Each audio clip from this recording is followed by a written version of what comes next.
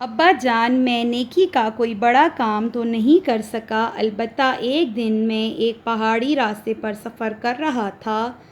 میں نے دیکھا کہ ہمارا ایک بہت پرانا دشمن شراب کے نشے میں چور پہاڑ کی ڈھلوان پر اس طرح مدہوش بے ہوش پڑا ہے کہ ذرا سی جنبش سے گہری کھائی میں گر کر مر سکتا تھا۔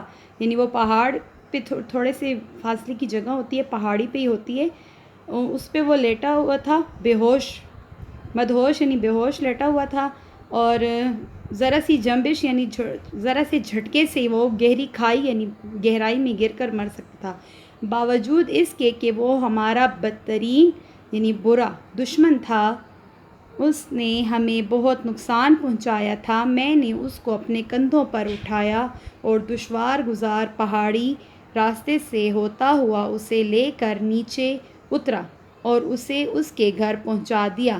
ایسا کرتے وقت میں نے اپنی چادر سے اپنا منہ چھپا لیا تھا تاکہ اگر راستے میں اسے ہوش آ جائے تو میری شکل دیکھ کر اسے شرمندگی نہ ہو۔ چھوٹے بیٹے کی رودات سن کر بوڑھا بہت خوش ہوا۔ چھوٹے بیٹے کی رودات سن کر بوڑھا بہت خوش ہوا۔ اس نے بیٹے کو شاباش دی، پھر تینوں بیٹوں کو اپنے پاس بلایا، ان کو بتایا کہ تم سب نے اپنی اپنی جگہ اچھا اور نیکی کا کام کیا ہے، لیکن تمہارے چھوٹے بھائی کا کام تم دونوں کے کاموں سے زیادہ اچھا ہے، کیونکہ بدلہ لینے کی طاقت رکھتے ہوئے دشمن کو معاف کر دینا اللہ کے نزدیک بہت پسندیدہ فعل کام ہے، اس لیے انعام کا مستحق میرا سب سے چھوٹا بیٹا ہے۔ یہ کہتے ہوئے باپ نے ہیرا چھوٹے بیٹے کے حوالے کر دیا۔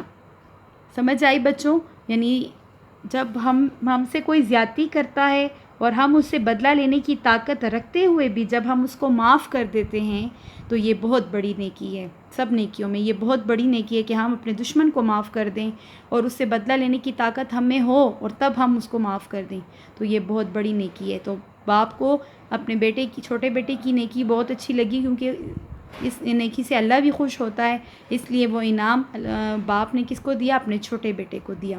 تو ہمیں بھی اپنے دشمنوں کو معاف کر دینا چاہیے اور اپنے دلوں کو صاف کر دینا چاہیے۔ اس سبق کی پڑھائی اچھے طریقے سے کریں۔ اگلے لیکچر میں آپ لوگوں کو ایکسرسائز کرواؤں گی، آپ لوگ کاپیوں پہ پیج ریڈی رکھیں۔ Thank you.